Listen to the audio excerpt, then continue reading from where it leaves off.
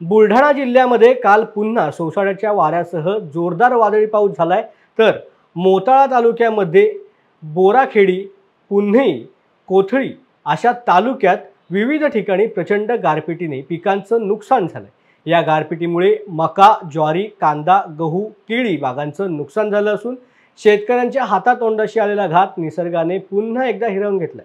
याचाच आढावा घेतलाय आमचे प्रतिनिधी शिवाजी मामनकर यांनी। गेल्या 2 दिवसापासून बुलढाणा जिल्ह्यातील अनेक तालुक्यांमध्ये या ठिकाणी गारपीटसह मोठ्या प्रमाणात पाऊस पडत आहे। त्यामध्ये शेतकऱ्यांचं या ठिकाणी मोठं नुकसान होत आहे। आज बुलढाणा जिल्ह्यातील मोताळा तालुक्यामध्ये या ठिकाणी दुपारी 3 वाजेच्या सुमारास या ठिकाणी मोठ्या प्रमाणात पाऊस आणि गारपीट आणि वादळी वारा आला होता।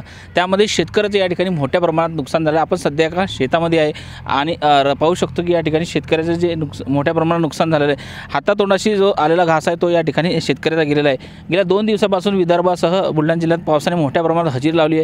त्यामध्ये मोठ्या प्रमाणात या ठिकाणी गारपीट सुद्धा होत आहे। त्यामुळे शेतकरी जो आहे तो मोठ्या प्रमाणात या ठिकाणी हवालदिल झाल्याचं सुद्धा आपल्याला पाहायला मिळतं आहे। आपण पाहू शकतो की या ठिकाणी शेतकऱ्यांनी जो मका लावलेला होता तो मका पूर्णपणे या ठिकाणी झोपलेला आहे। म्हणजे आता हा मका सध्या काही कामाचा नाही आणि कुठल्याही प्रकारचं हे उत्पन्न या ठिकाणी शेतकऱ्या होणे। त्यामुळे सध्या राज्यामध्ये या ठिकाणी लोकसभेचे इलेक्शन सुरू आहे। मात्र या ठिकाणी पावसाने हजेरी लावल्यामुळे आणि गारपीट झाल्यामुळे शेतकऱ्याचं या ठिकाणी मोठ्या प्रमाणात नुकसान झाल्याचं सुद्धा आपल्याला पाहायला मिळतं। त्यामुळे शेतकऱ्याला नेमकं वाली कोण असा सुद्धा या ठिकाणी प्रश्न निर्माण होतोय। Shivaji Mamankar, news uncut, Buldhana. माझं नाव नामदेव श्रीकृष्ण बुंदे, राहणार अंतरी, तालुका मोताळा, जिल्हा बुलढाणा। इथे राहणार शेतकरी आहे मी। माझा मका आहे एकरभर, भुईमूग एकरभर, मिरची अर्धा एकर, टमाटे अर्धा एकर। आज दुपारी 2 ते 3 दरम्यान पाऊस पडला, गारपीट झाली, खूप गारपीट झाली।